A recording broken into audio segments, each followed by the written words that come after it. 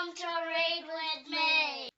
Hello, friends. Today we are reading an absolute Disney classic.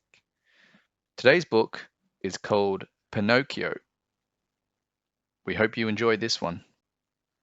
Once upon a time, in a quaint little village, a beautiful wishing star shone brightly in the evening sky. A cricket named Jiminy wandered along the village streets. He spotted a lighted window and went inside. Jiminy Cricket looked around amazed. He had stumbled on a woodcarver's shop full of fantastic clocks, cute little music boxes, and shelf after shelf of toys. The shop belonged to kindly old Geppetto. Jiminy watched as Geppetto took his paintbrush and carefully painted eyebrows and a mouth onto a wooden puppet. Figaro, his cat, and Cleo, his goldfish, watched as he worked. "Oh, I've just a name for you," Geppetto said when he finished. "Pinocchio." He took Pinocchio on a little walk round his shop, balancing the puppet on his strings. Later, Geppetto and Figaro climbed into bed. Geppetto gazed out the window, looking up at the sky. "Oh, it's the wishing star," he cried. Then he made a wish. As Geppetto slept, he dreamed about his wish. He had wished that Pinocchio might be a real boy.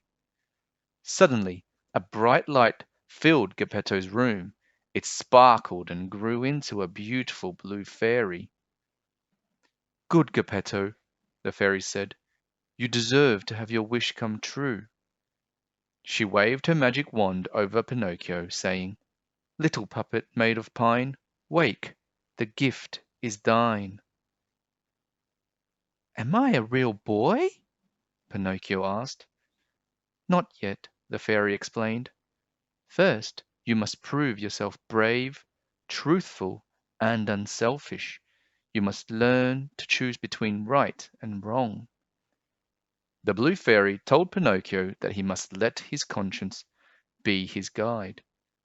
And with a little coaxing from the blue fairy, Jiminy Cricket agreed to be his conscience. Then the fairy was gone. Geppetto, hearing strange noises, jumped out of bed. When he got to his workshop, he saw his little puppet dancing around and singing.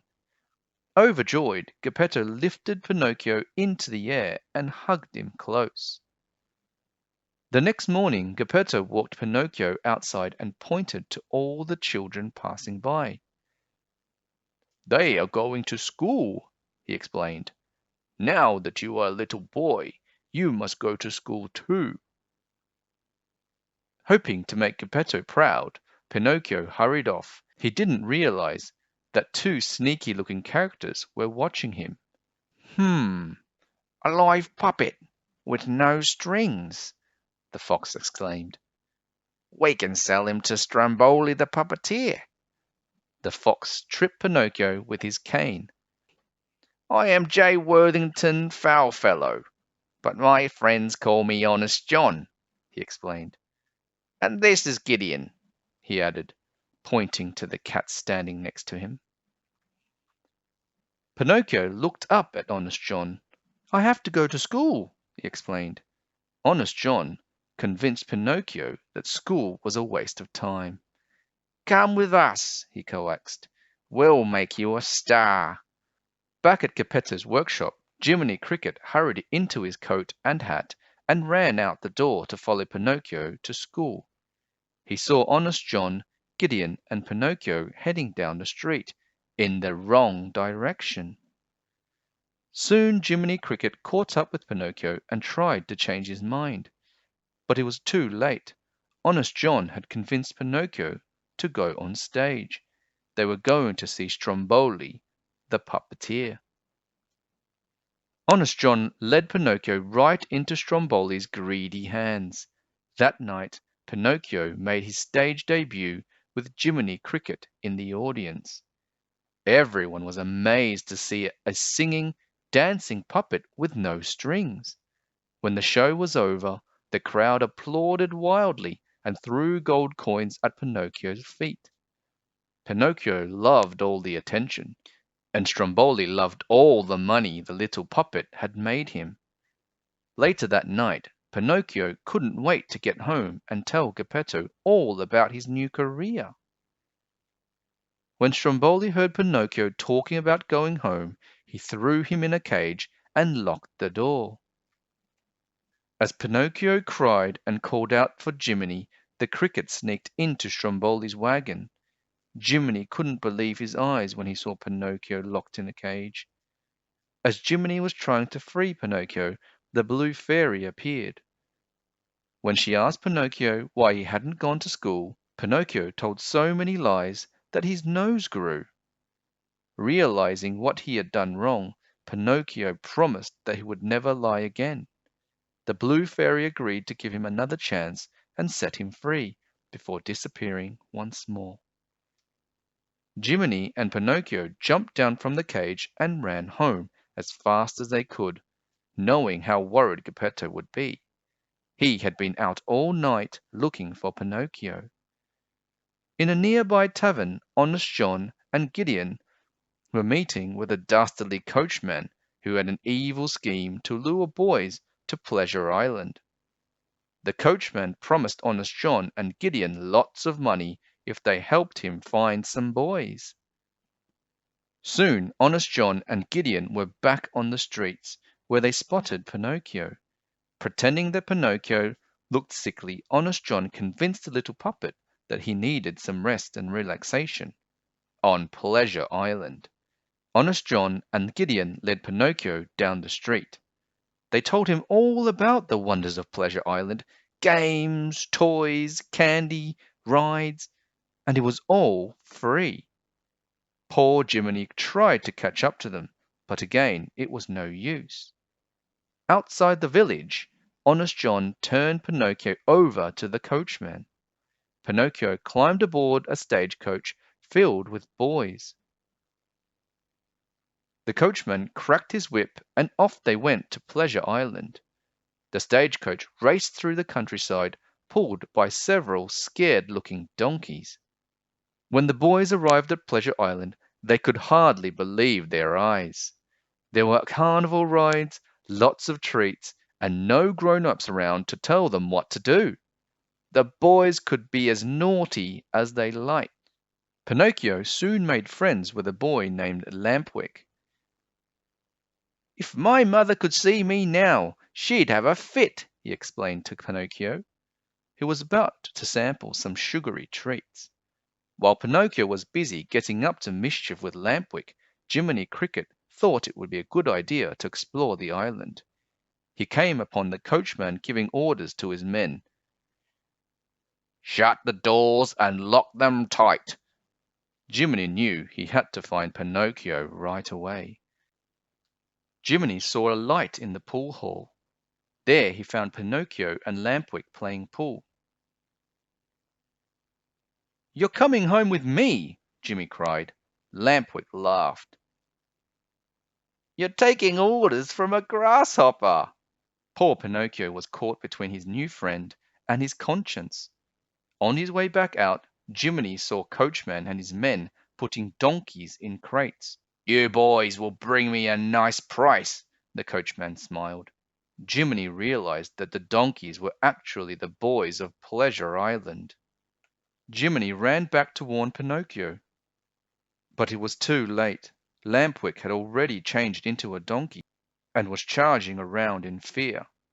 Poor Pinocchio stared in horror as he sprouted his own set of donkey ears and a tail. "Quick! We've got to get you out of here!" yelled Jiminy. Pinocchio and Jiminy Cricket raced across the now deserted island, leaving the coachman and poor donkeys behind. They climbed up the cliff rocks and jumped into the sea. Exhausted, the pair finally reached the shore and headed for home. But when they arrived, Geppetto was nowhere to be found. A dove flying overhead dropped a letter for Pinocchio. The letter said that Geppetto had gone looking for Pinocchio and had been swallowed by a whale named Monstro. Pinocchio and Jiminy headed back to the sea. At the bottom of the ocean, they began their search for Monstro. Pinocchio and Jiminy asked every fish and sea creature where they could find Monstro, but no one would help them. After unsuccessfully searching everywhere, Pinocchio suddenly spotted Monstro just as the monstrous whale was waking up. Meanwhile, deep inside Monstro's belly, Geppetto was hoping for a miracle. "Oh, there isn't any fish left," he explained to the poor starving Figaro and Cleo. "If the monster doesn't wake up soon, I'm afraid we are done for." Suddenly, Monstro started to swim. He was ready for lunch. He opened his gigantic jaws and sucked in an entire school of fish, and Pinocchio along with them. Pinocchio and the fish swam down the whale's throat and into his giant belly. When he got there, Pinocchio found himself in the arms of a very happy Geppetto. "We must get out of here," Pinocchio said. "But how?" Then Pinocchio had an idea.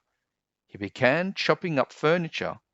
"We'll start a fire and make lots of smoke," Pinocchio said. "Then Monstro will wake up and sneeze us out." Monstro soon felt the fire in his belly. Inside, everyone quickly jumped into a raft that Geppetto had built and paddled towards the whale's throat. When Monstro let out an enormous sneeze, he blew the raft out to sea. "Achoo!" Monstro was furious. Seeing the raft bobbing up ahead, he chased Pinocchio and Geppetto, who were holding onto the raft for dear life. Monstro reached the raft and smashed it into pieces. Pinocchio, holding onto Geppetto, swam with all his might. Bravely, he managed to lead Monstro into a collision with the rocks.